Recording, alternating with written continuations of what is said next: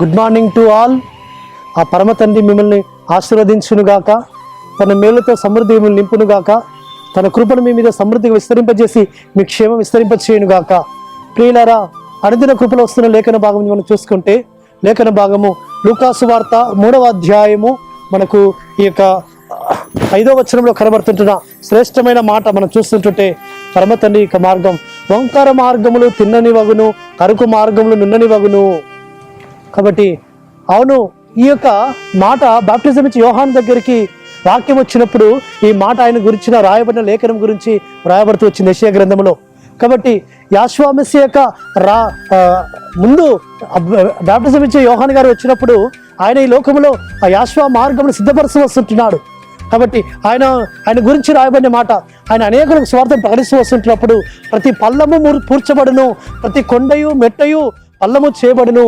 ఆవిడ వంకర మార్గములు తిన్నని వగును, కరుకు మార్గములు ఉన్నని వగును. ప్రియులారా, మన జీవితాల్లో కూడా అనేక కష్టాలని వంకర మార్గాలు ఉంటుంటాయి, అనేకమైన ఇబ్బందులు ఇరుకులని అనేకమైన ఇబ్బందులని కరుకు మార్గములు ఉంటుంటాయి.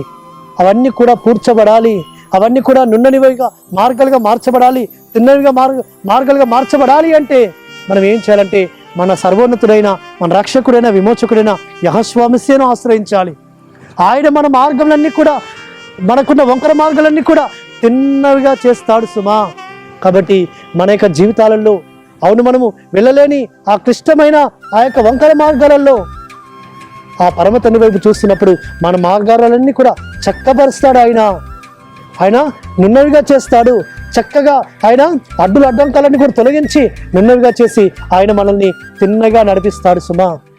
కాబట్టి ఎప్పుడు అంటే ఆయన మన రక్షకుడిని యెహోవా మెస్సియాను ఆశ్రయిస్తూ వచ్చినప్పుడు, ఆయన శరణు చేస్తూ వస్తున్నప్పుడు, ఆయన ఆధారం చేసుకుంటూ వస్తున్నప్పుడు, ఆయన నమ్ముకొని ఆయన విశ్వాసం ఉంచి ఆయన మార్గం నడవడానికి మనం తీర్మానించుకున్నప్పుడు మన మార్గాలలో ఉన్న ఆ వంకర మార్గాలన్నీ కూడా తొలగిస్తాడు సుమా.